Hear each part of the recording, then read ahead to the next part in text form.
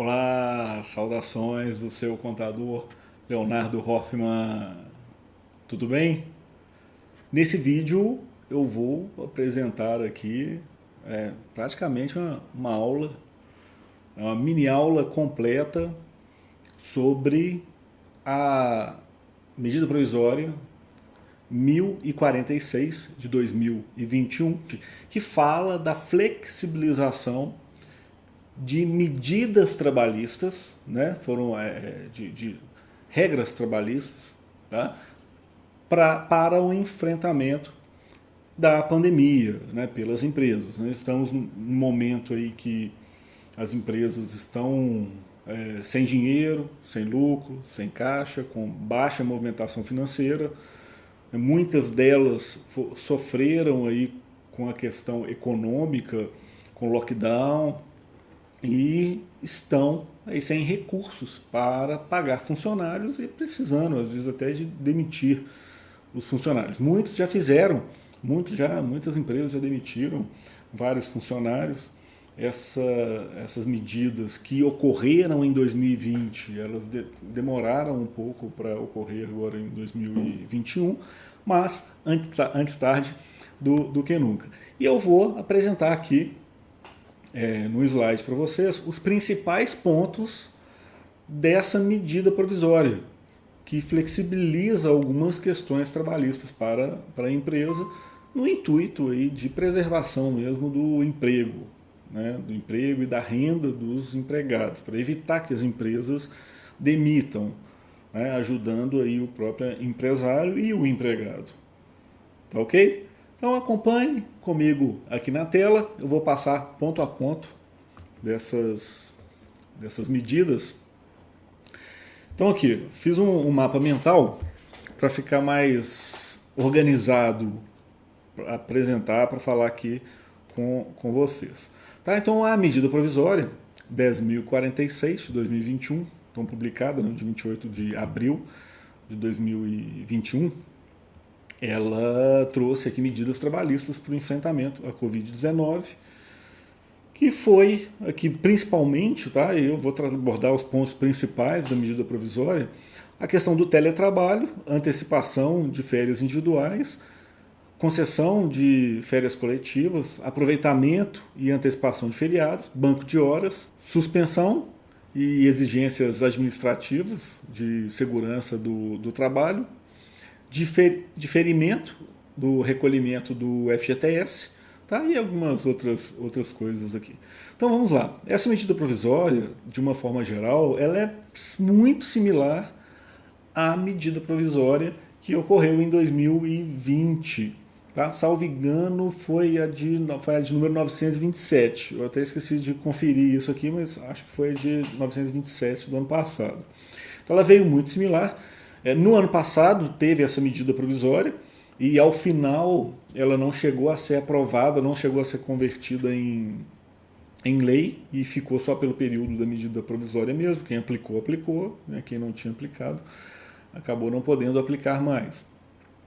Mas ela voltou agora, e ela voltou com a regra que ela é válida por 120 dias, tá? O que é a partir do dia 28/4. Então, as empresas que querem aproveitar aí essa medida provisória têm um prazo de 120 dias para fazer isso, tá? Contados do dia 28 de abril de 2021. Por que os 120 dias? Né? Acredito eu aqui que os 120 dias é por conta do próprio prazo máximo que o legislativo tem para fazer a aprovação da medida provisória, que tem que ser aprovado com 60 dias e pode ser prorrogável por mais 60 dias. Então, mesmo que não chegue a ser votada, que eu acho que foi isso que aconteceu, ela não chegou a ser votada no ano passado, não foi nem que foi recusada, ela expirou, perdeu a validade, caducou. Ela, por isso, está valendo aqui por 120 dias, então pode se aplicar as regras, tá ok? Então essa é a ideia. Então 120 dias a partir do dia 28/4. Vamos falar aqui do teletrabalho. Então o teletrabalho, o que tem aqui do teletrabalho, né? Então o teletrabalho, o que é o teletrabalho, né? O teletrabalho é quando o empregado ele está trabalhando Ele está trabalhando de forma remota, à distância, não está trabalhando nas dependências da empresa, tá? Não está trabalhando nas dependências da empresa e por conta da pandemia, o que espera? Se espera que ele esteja trabalhando de casa, né, da sua casa, dentro do isolamento social. Então a ideia aqui é essa. Então o empregador, tá, ele vai poder alterar o regime de trabalho do empregado, mesmo que ele esteja trabalhando de forma presencial, ele pode fazer essa alteração no regime de trabalho do empregado para ele trabalhar de forma remota, né? Trabalhar no teletrabalho, remoto ou à distância, ok? E pode também retornar, pode ter o trabalho remoto. O fato, uma dúvida que tem aqui é o seguinte: se o funcionário estiver trabalhando em teletrabalho, isso significa que ele não pode dia nenhum ir na empresa fisicamente? Não, não é isso. Tá, pode sim. Até dentro de um teletrabalho normal, às vezes o funcionário, por mais que esteja trabalhando em teletrabalho, eventualmente ele pode acabar precisando usar as dependências da empresa para fazer alguma coisa, né? Tá? Então, assim, mas ele pode. A preponderância é o teletrabalho, ok? Então, o que o empregador tem que fazer? Tem que notificar o empregado com no mínimo 48 horas de antecedência, e isso pode ser feito por meio escrito ou eletrônico, conforme está previsto aqui na medida provisória. Não precisa ter acordo individual e coletivo, então não precisa disso, não precisa ter acordo individual e coletivo, e não precisa registrar na carteira de trabalho nesse período, né, da medida provisória. Ok? Só que o seguinte, por exemplo, disposições sobre a responsabilidade de aquisição de manutenção de equipamentos ou infraestrutura, tá? Isso tem que estar previsto num contrato escrito, tá? Que pode ocorrer até 30 dias da mudança desse regime de teletrabalho. Então, acaba que aqui está dispensando de um acordo individual ou coletivo, né? Não precisa ter um acordo individual, mas é uma sugestão que tenha algum acordo, tenha algum contrato, alguma coisa registrado com o empregado, principalmente se em relação a essas questões, né, das responsabilidades, porque o empregado ele vai estar usando o seu equipamento, vai estar utilizando a internet de casa, pode ter algum custo de telefone, quem vai arcar com essas despesas? Então é bom estar acordado entre o empregado e o empregador como que ficam essas questões. E também a própria empresa pode acabar fornecendo, né, equipamentos para o empregado exercer essa atividade de casa, o equipamento ou o recurso financeiro para fins da infraestrutura. Okay? Então, a empresa ele pode usar a infraestrutura, equipamento do empregado, o empregado ele pode usar isso, ou o empregador ou a empresa pode fornecer equipamentos e infraestrutura, tá? Em regime de comodato e pagar por essa infraestrutura. Esse valor pago não caracteriza verba salarial e é importante que os equipamentos que forem fornecidos sejam feitos em regime de comodato, tá? Para não computar aí horas com o tempo à disposição da empresa. Tá bom? Então isso aqui é um tema bastante importante. Outra questão aqui, que o tempo, né, e o uso de equipamentos de infraestrutura fora da jornada normal de trabalho, então a lei vem falando aqui do teletrabalho, nessa medida provisória, ele não vai constituir tempo à disposição, ou de prontidão, né, ou sobreaviso, que tenham as questões específicas da legislação que pode imputar aí um custo maior para o empregador. Tá? Então está liberado isso nesse período aqui de 120 dias. E permitido trabalho remoto também para estagiários e aprendizes. Então é isso aqui em relação ao teletrabalho. Houve uma flexibilização maior diante desse entendimento, né, da importância de ter um isolamento social e preservar aí os funcionários. Para isso que veio essa medida. Né? Então aqui é o de teletrabalho. Vamos falar agora de antecipação de férias individuais. Então, antecipação de férias individuais. Aqui a ideia é que a empresa ela possa antecipar férias individuais dos funcionários. Então, se o funcionário ele ainda não adquiriu ainda o período aquisitivo para tirar férias, né, ele, como regra geral, ele ainda não poderia tirar férias, a empresa não poderia colocar ele em férias. Tá? E agora, com a medida provisória, então pode haver essa antecipação dessas férias. Se a empresa já está fechada, já está teve o lockdown, não precisa daquele funcionário em tempo integral mais, né, ou não precisa mais nesse período que teve uma baixa na economia, na movimentação econômica daquela empresa, a empresa pode então, por iniciativa da própria empresa, pode antecipar férias do funcionário. Tem que notificar o funcionário 48 horas de antecedência, de forma escrita ou eletrônica, tá bom? O empregado e o empregador eles poderão negociar a antecipação de períodos futuros por acordo individual ou coletivo. Então veja bem, a antecipação de férias de um período aquisitivo que está em andamento, o empregador ele pode estabelecer essa antecipação junto ao empregado. É só fazer a notificação. O que está colocando aqui é que também pode haver a antecipação de períodos ainda futuros, além desses, e nesse caso precisaria de um acordo aqui entre o empregado e o empregador. Tá? E tem que ser um acordo individual escrito. O período mínimo de gozo dessa antecipação de férias é de 5 dias. Né? O que significa isso? Você não vai dar férias para um funcionário 3 dias, 2 dias. Não, o mínimo é de 5 dias. Pode ser mais? Pode ser mais. Mas o mínimo, o período contínuo, no mínimo de 5 dias. 1/3 de férias, aquela verba que tem que se pagar adicionalmente, né, de 1/3 de férias, ele pode ser pago até a gratificação natalina, 20 de dezembro. E o abono, que é aqueles 10 dias que o funcionário, é 1/3, né, que seria equivalente aos 10 dias que o funcionário pode vender para o empregado, para o empregador, ele pode acontecer ainda é permitido, mas a empresa tem a opção de não aceitar. Tá? Então a empresa tem a opção, porque se o empregado ele pedir com 30 dias de antecedência, pedir com antecedência isso para a empresa, ele tem direito a vender 10 dias. Se a empresa, nesse caso aqui, a empresa não vai querer, ela pode optar por não aprovar essa compra. É uma prerrogativa aí do empregador.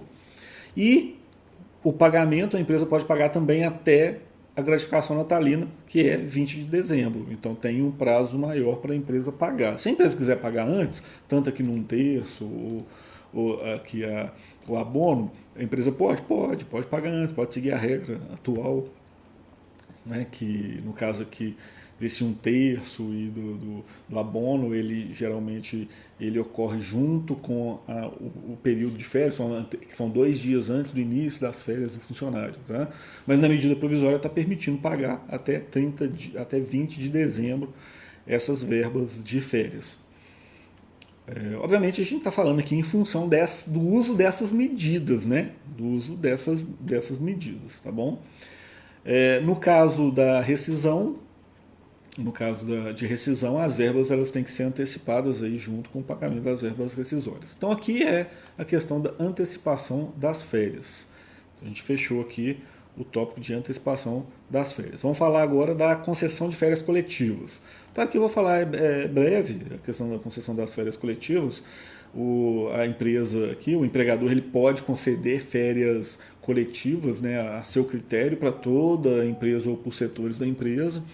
Ela precisa notificar o empregado com 48 horas de antecedência, então aqui reduzindo o prazo de notificação, por escrito ou por meio eletrônico.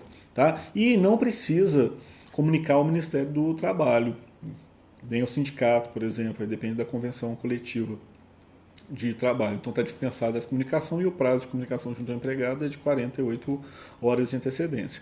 E também com relação ao período máximo, tá? Não escrevi aqui, mas pode ultrapassar inclusive 30 dias. Tá? Pode ser menos? Pode ser menos também, mas também pode ultrapassar 30 dias aqui. Então essa é a questão das férias coletivas, aqui é bem rápido. O outro tópico é aproveitamento e antecipação de feriado. Então, também está permitido aqui a antecipação de feriado. O empregador ele pode antecipar feriados futuros, antecipando esse gozo aí de feriados federais, estaduais e municipais, incluindo os religiosos, notificando o funcionário com 48 horas de antecedência, por meio escrito ou eletrônico, e tem que indicar expressamente qual é o feriado que está sendo antecipado. Tá bom? Isso tem que ficar claro. E pode utilizar aí também a compensação de banco de horas. Pode compensar com banco de horas isso. Então isso é o aproveitamento com antecipação de feriado. E banco de horas. Então tem um controle especial aí de banco de horas, né? O empregador ele pode interromper a atividade. Então o empregador pode interromper a atividade e compensar essa jornada em banco de horas em favor do empregador ou em favor do empregado. Qual que é a ideia? É o seguinte, pronto, imagina que o empregado ele tenha horas dentro do banco de horas, ele tenha horas a utilizar, a cobrar da empresa, ou ele fez hora extra e ficou em banco de horas.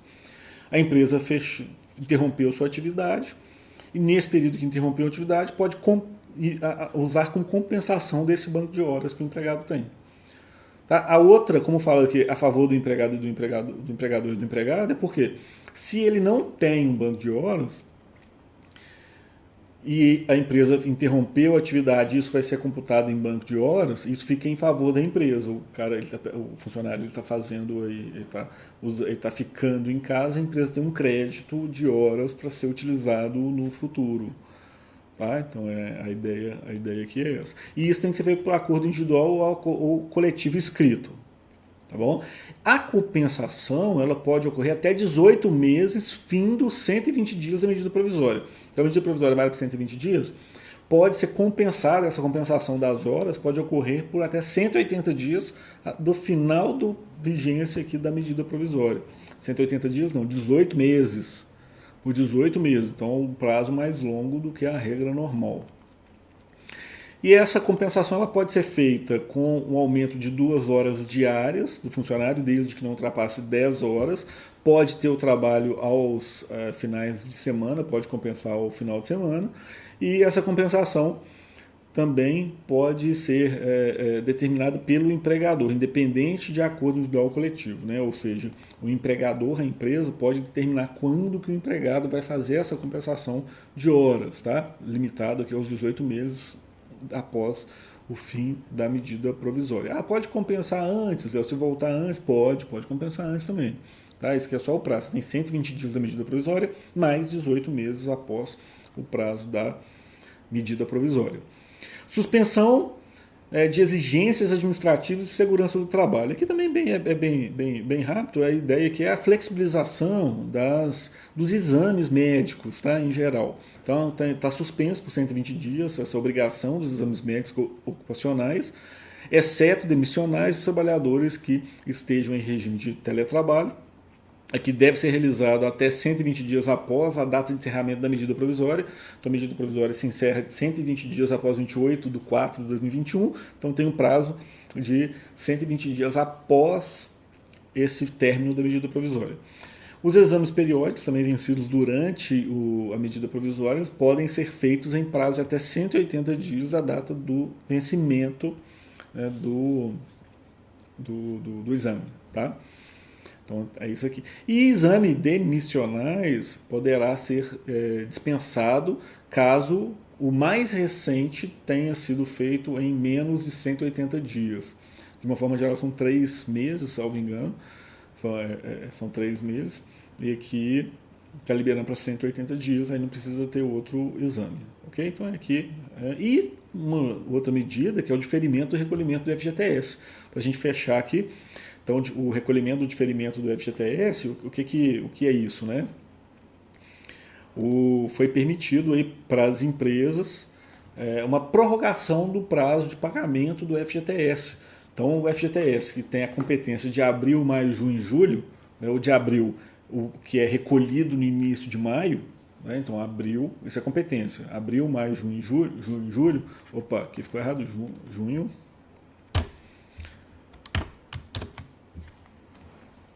competência de abril, maio, junho e julho, ele pode ser realizado de forma parcelada, sem multa e sem juros. Como é que é feito isso? E quanto que tem que pagar?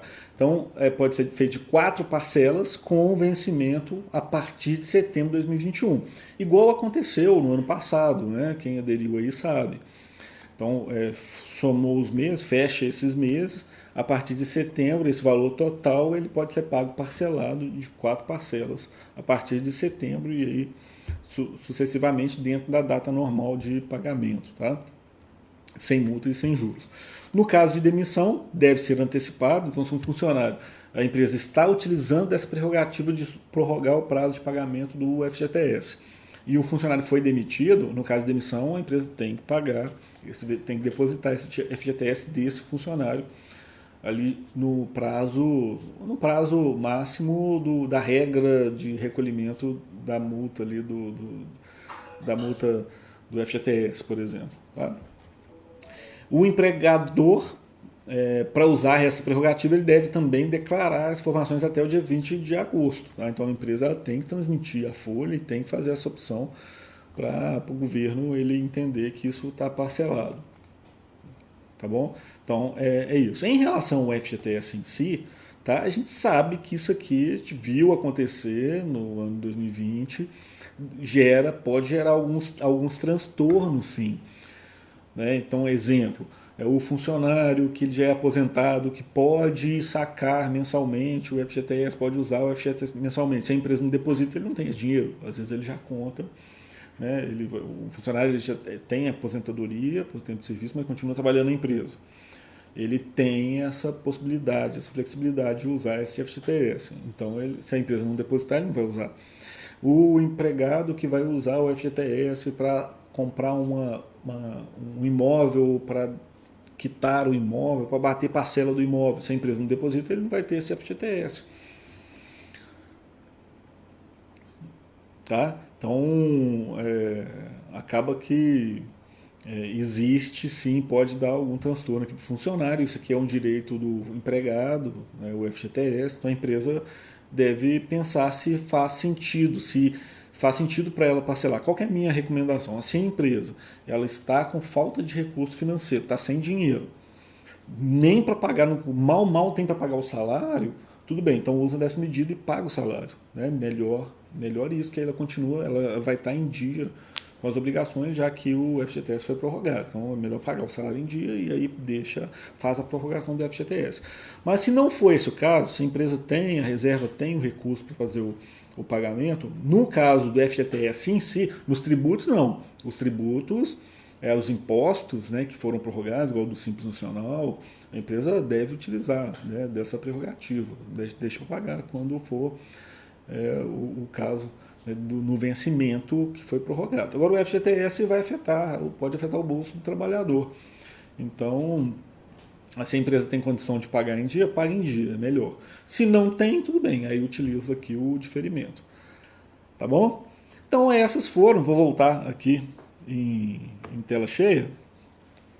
Essas foram as principais medidas trabalhistas constantes na medida provisória 1046, né, flexibilizando algumas regras trabalhistas para ajudar nesse período de pandemia, tanto as empresas e também o empregado. Tá? Não adianta você falar assim, isso é um absurdo, algumas questões aqui flexibilizar para a empresa, mas pensa só que é o seguinte, né, que a empresa, sem algumas dessas medidas, ela pode acabar demitindo algum funcionário, porque ela não vai ter o recurso, a empresa está fechada, né?